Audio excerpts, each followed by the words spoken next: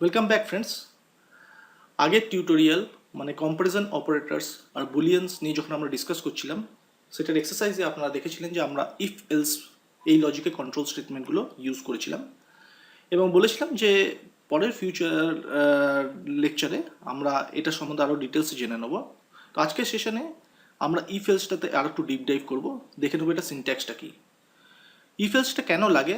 আপনারা হয়তো এক্সারসাইজটা করে অলরেডি জেনে গেছেন যে এটা কি করতে কাজে লাগে।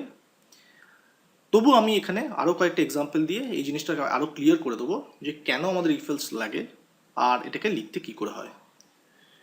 তো আমাদের এখানে অলরেডি 4টে নোটবুক ক্রিয়েট করা আছে। নেক্সট নোটবুক আমরা স্টার্ট করে নিচ্ছি সেশন 5 দিয়ে।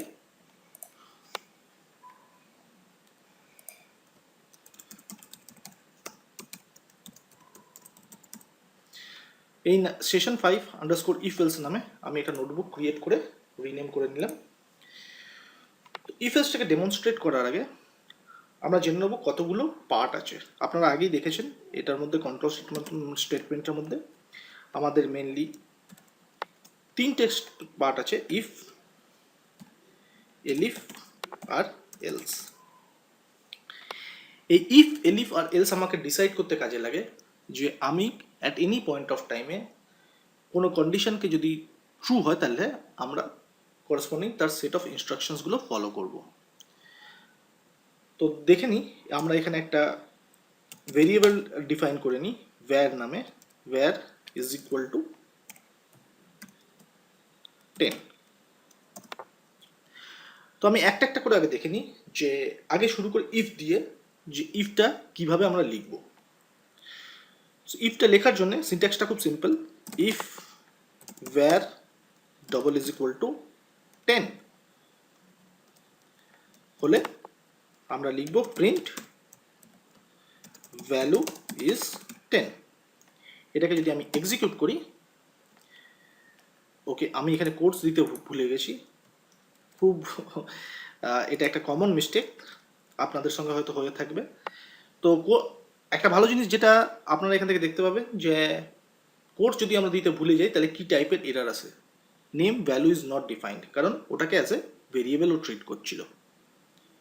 এবার যদি আমি এটাকে কোডসের মধ্যে দিয়ে দিচ্ছি, এবার আমি যদি এটাকে এক্সিকিউট করি তাহলে ও পাইথন বলবে ভ্যালু ইজ 10। আমি শুধু আমাদের ক্ষেত্রে শুধুমাত্র একটা ইফেই আমরা কিন্তু স্টপ নাও করতে পারি।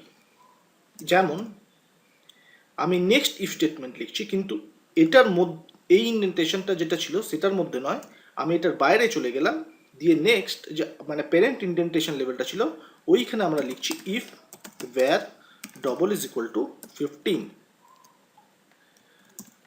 Print value is less than 15। এবার যদি আমি এটাকে প্রিন্ট করি,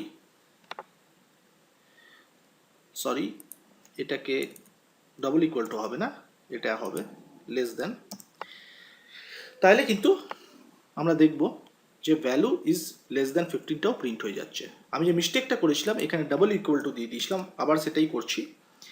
এক্ষেত্রে কি হবে, ইকুয়েশনটা কিন্তু ট্রু হবে না, আর এক্সপ্রেশনটা ট্রু হবে না, সেক্ষেত্রে পরের যে প্রিন্ট স্টেটমেন্ট আছে সেটা কিন্তু এক্সিকিউট হবে না। সো আপনারা বুঝতে পারছেন এটা করাটা খুব সিম্পল। ইফ কিওয়ার্ডটাকে লিখে তারপর আপনার এক্সপ্রেশনের ভ্যালুটা দিন, এক্সপ্রেশনটা দিন, দিয়ে একটা কোলন দিয়ে দিন, দিয়ে যেই এন্টার টিপবে ইন্ডেন্টেশন লেভেলটা অটোমেটিক্যালিও নিয়ে নেবে।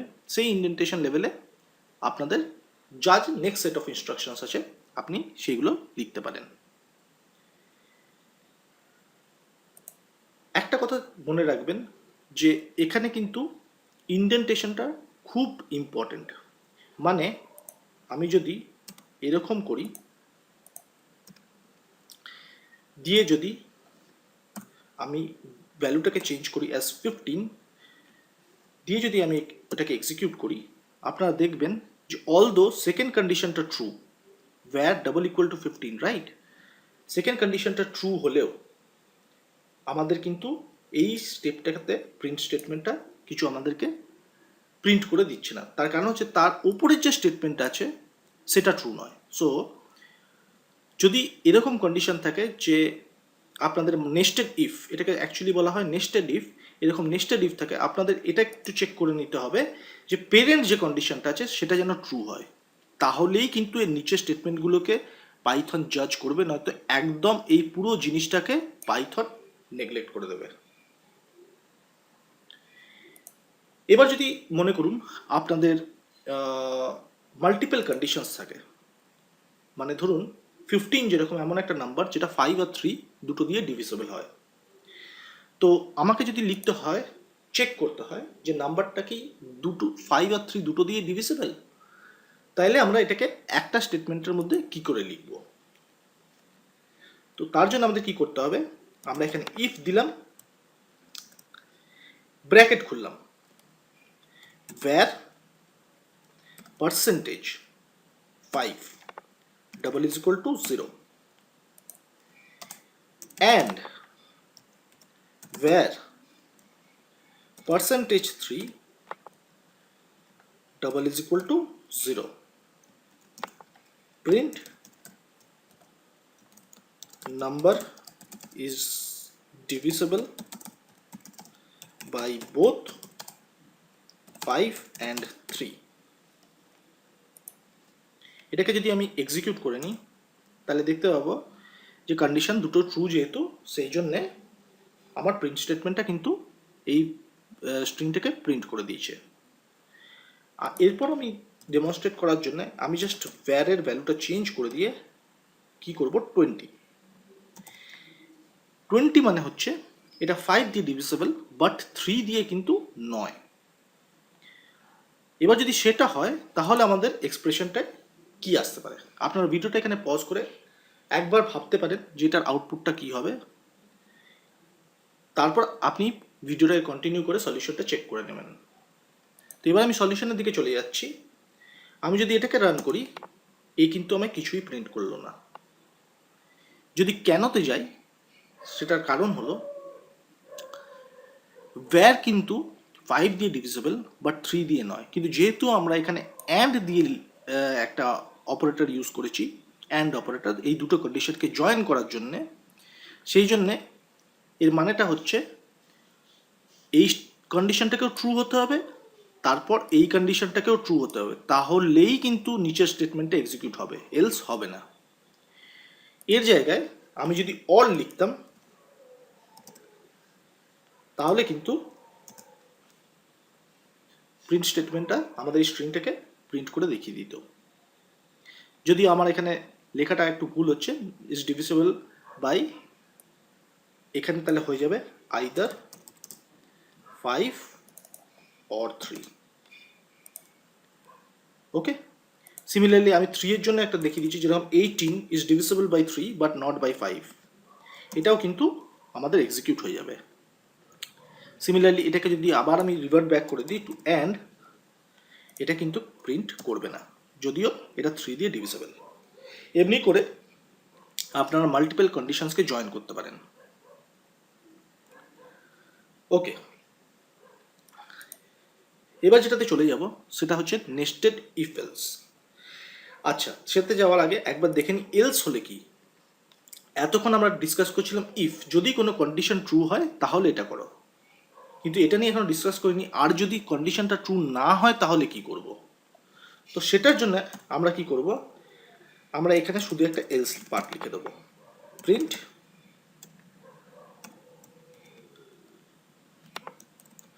Number is not divisible by 5 or 3। ঠিক আছে, এটাকে আমি চেঞ্জ করে নেব অরে দিয়ে। আমরা যদি এটাকে এক্সিকিউট করি তাহলে দেখতে পাচ্ছেন যেহেতু এই কন্ডিশনটা কারেক্ট, সেই জন্য শুধু এটা এক্সিকিউট হবে, এলসটাতে কিন্তু এক্সিকিউট করবেই না পাইথন। মানে এটা মানে হচ্ছে আইদার এই কন্ডিশনটা ট্রু অর ফলস, যদি ট্রু হয় তাহলে এটা করো, আর যদি ফলস হয় তাহলে এটা করো। যেরকম আমি আপনাকে দেখিয়ে দিচ্ছি, যেরকম ধরে নিন 17, এই নাম্বারটা 5 দিয়ে ডিভিসেবল নয়, 3 দিয়েও ডিভিসেবল নয়। আমি যদি এটা করি তাহলে কিন্তু এই প্রিন্ট স্টেটমেন্টে যাবে, এলসের পার্টটা, এটা কিন্তু এক্সিকিউট হবে না। So number is not divisible by 5 or 3। So এই ছিল ইফ আর এলস এবার এটাকে আর একটু যদি কমপ্লেক্স করে নিই, যে এর ভেতরে যদি 5 আর 3 দিয়ে ডিভিসেবল হয়, ধরে নিচ্ছি এই 15-এর কেসটা আমি আরেকবার এক্সিকিউট করে দেখিয়ে দিই। তো আইদার 5 অর 3 এই দুটো দিয়ে ডিভিসেবল, অর লেটস সে আমরা যদি এটাকে 21 করে দিই, তো এর ভেতরে আমরা দেখতে পাবো যে এটা কিন্তু 3 দিয়ে ডিভিসেবল 21, বাট 5 দিয়ে নয়। বাট এখনো আমাদের কাছে কোনো অপশান নেই যেটা এটার ভেতরে আমরা এমন কিছু করতে পারি যার দ্বারা শুধু আমরা বলতে পারবো it is either divisible by 5 বা ইট ইজ ডিভিসেবল বাই 3 বা নট বোথ, যেরকম কন্ডিশনসগুলো আসবে। তো এটাকে করার জন্য আমরা কি করব, আমরা এখানে জানি যে where percentage 5 double equal to 0 মানে হচ্ছে এটা 5 দিয়ে divisible, or where percentage 3 is double equal to 0। এরপর আমরা এখানে কি করব, আমরা আরেকটা ইফ কন্ডিশন লাগাবো। If where percentage 5 double is equal to 0, print number is only divisible by 5, else print number is not divisible, is only divisible by 3, sorry, only divisible by 3। আমি এটাকে আগে এক্সিকিউট করে দেখিনি, দিয়ে আমি এই পুরো কোডটাকে এক্সপ্লেন করছি আপনাদের। এখানে 21 আছে, তো প্রথমে লুপটার যেহেতু এই পুরো কন্ডিশনটা ট্রু, সেই জন্য এই প্রিন্ট স্টেটমেন্টটা প্রথমে এক্সিকিউট হলো যে number is divisible by either 5 or 3। But এইখানে দাঁড়িয়ে আমরা এখনও স্টিল জানি না whether it is divisible by 5 and not divisible by 3, এরকম কোনো কন্ডিশন আছে কিনা, বা ডিভিসেবল বাই বোথ, কিছুই আমরা জানি না। তো সেই জন্য আমরা কি করলাম, এখানে নেক্সট আর একটা নেক্সট করলাম ইফ এলসকে, যেটা এটার ভেতরে আছে। একটা স্পেশাল জিনিস নোট করবেন, এই ইফটা কিন্তু এই এলসের সাথে জড়িত, আর এই এলসটা এই ইফটার সাথে জড়িত। সো আপনারা এটা মনে করবেন না যে যেহেতু এলসটা এখানে লেখা আছে সেই জন্য এই এলসটার সাথে এই ইফটার কোনো রিলেশন আছে, এই দুটোর মধ্যে কোনো রিলেশন নেই।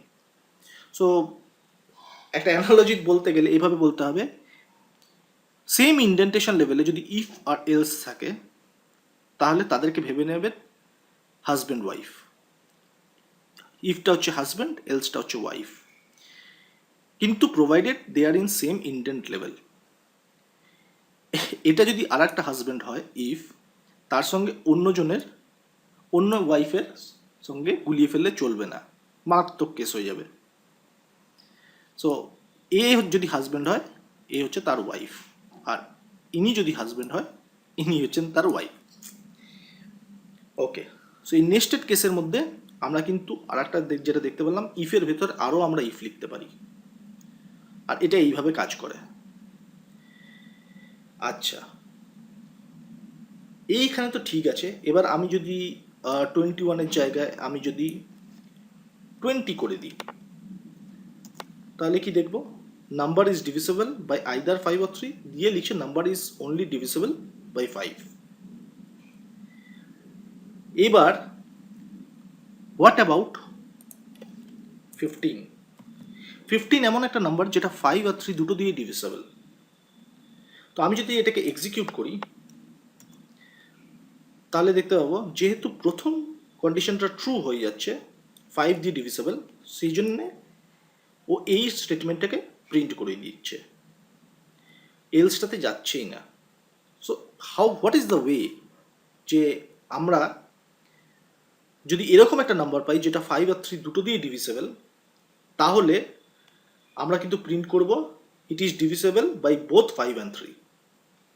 সেটা করার জন্যে আমাদের যেটা কাজে লাগবে সেটা হচ্ছে একটা এলিফ স্টেটমেন্ট। তো আমরা এটার পর একটা ইফ লিখব, ইফ দি এই এক্সপ্রেশনটাকে পুরোটা কপি করব, আর এখানে এই অপারেটরটাকে অরটাকে ছেড়ে দিয়ে আমরা এটাকে অ্যান্ড করে দেবো, দিয়ে লিখব print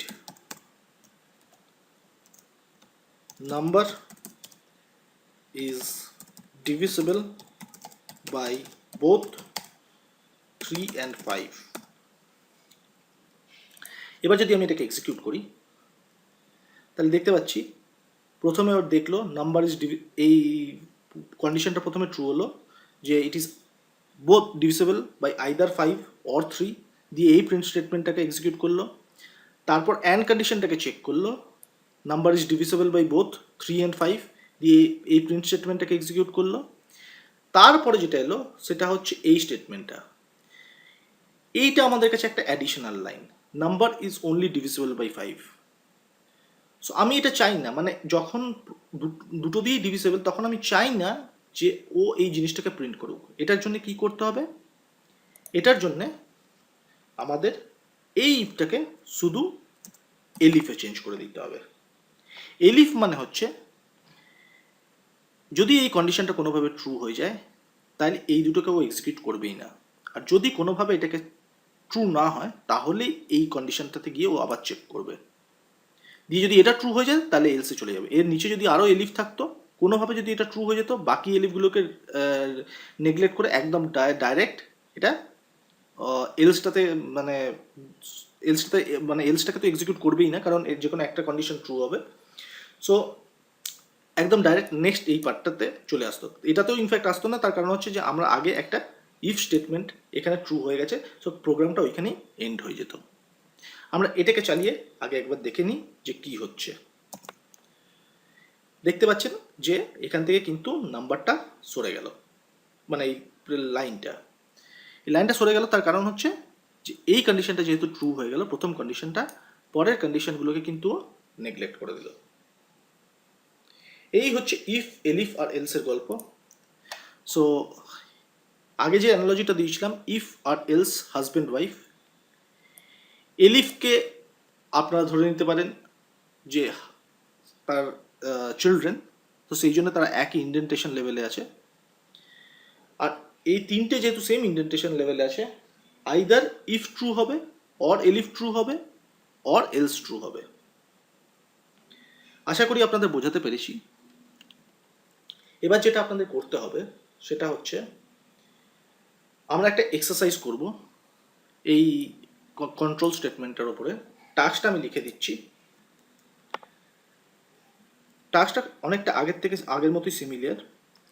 so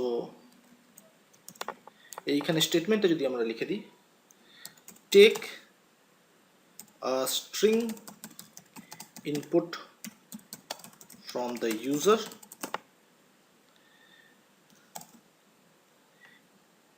if there are vowels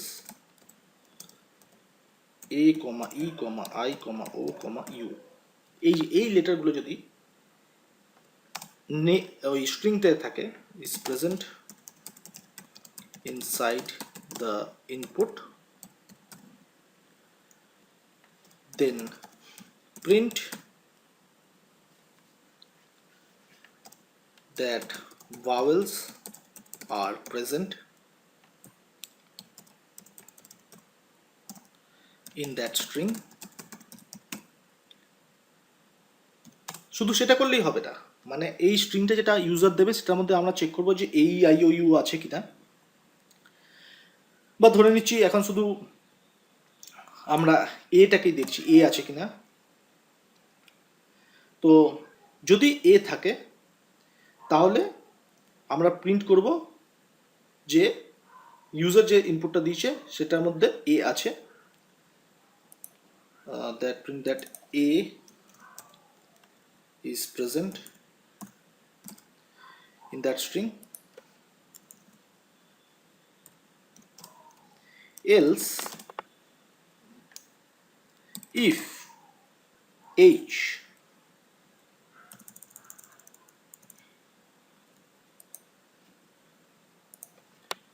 is present, then print h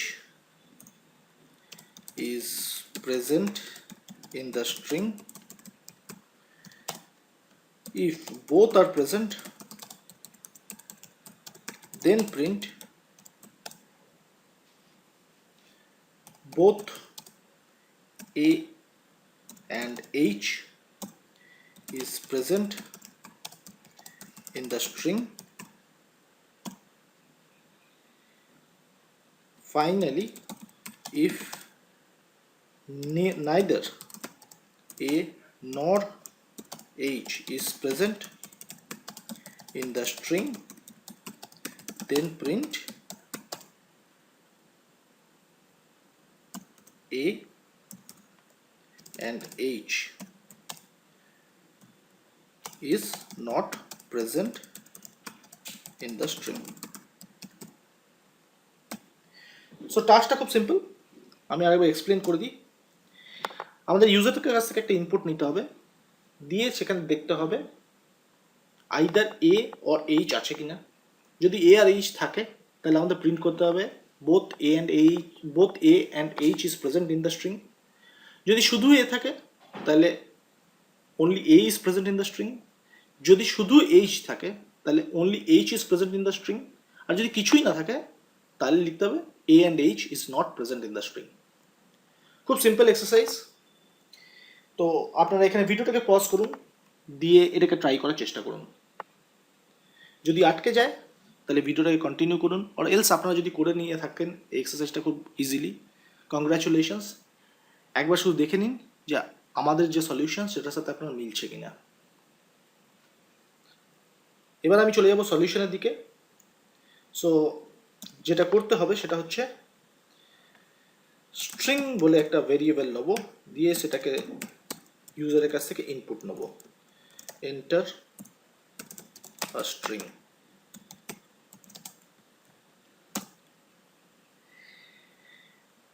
যখন এটা চলে এলো আমাদের কাছে, আগে স্ট্রিংটাকে কি করে নেব, লোয়ার করে নেব। তো আমি ভেরিয়েবলটাকে ওভাররাইট করে দিলাম, স্ট্রিং ডট লোয়ার, দিয়ে আমরা ইফ স্টেটমেন্ট স্টার্ট করে দেবো। If a in string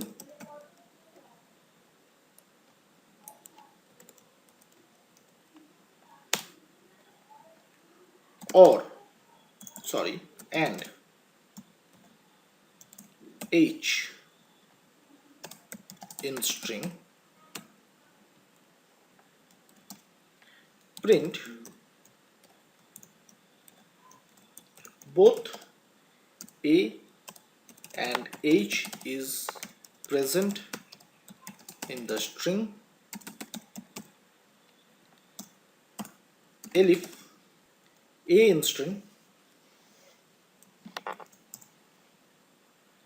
print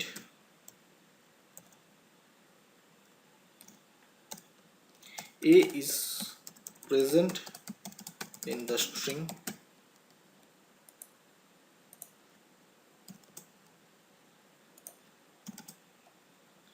similarly আমি পরেরটার জন্য চেক করে নেব, elif H in string, print H is present in string, else print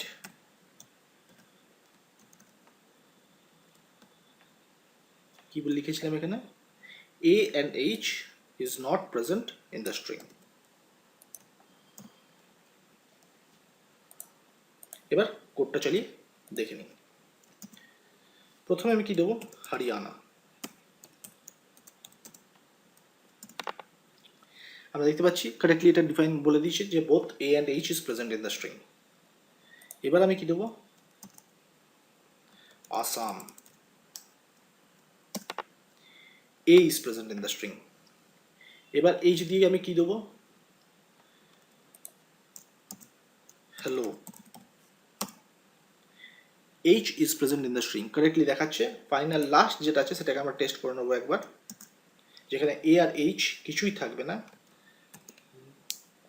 let's say go, Java না, জাভাতে তো A আছে, গো, এটার মধ্যে কিন্তু both A and H is not present in the string. So এক্সারসাইজটা ঠিকঠাক করে কাজ করছে, সলিউশনটা ঠিকঠাক করে একদম কাজ করছে। আশা করি আপনাদের বোঝাতে পেরেছি ইফ, এলিফ আর এলস আমরা কিভাবে ইউজ করি পাইথনে, নেস্টেড ইফ এলস কাকে বলে, কন্ডিশন কি করে জয়েন করবেন, অ্যান্ড এটা শেখার পর আপনাদের কন্ট্রোল স্টেটমেন্ট খুব ইজি হয়ে যাবে। কোনো decision making in code at run time এটা করাটা খুব সোজা হয়ে যাবে আপনাদের কাছে। আরও যদি কনফিউশন থাকে আপনারা নিশ্চয়ই গুগল করবেন, আর চেষ্টা করবেন আরও এগুলোকে একটু প্র্যাকটিস করার। যত রকম এক্সারসাইজ আপনাদের করতে পারেন, যত প্র্যাকটিস করবেন ততটাই আপনাদের বেটার হয়ে যাবে এই ইফ এলস কন্ট্রোল স্টেটমেন্টগুলো। পরের লেকচারে আমরা কিন্তু লুপে চলে যাব। লুপ জিনিসটা কি এবং স্টার্ট করব ফল লুপ দিয়ে, পুরো জিনিসটা আমরা দেখে নেব। আর হয়তো তার মধ্যেই কোনো একটা এক্সাম্পলে আমরা লুপের ভেতরে কন্ডিশন চেকিং দিয়ে দেখিয়ে দেবো যে ফল লুপ আমরা যখন ইউজ করবো বা লুপ যখন আমরা ইউজ করব তার ভেতরে আমরা কি করে কন্ডিশন চেক করি। ভিডিওটা দেখার জন্য থ্যাঙ্কস। দেখা হচ্ছে পরের টিউটোরিয়ালে।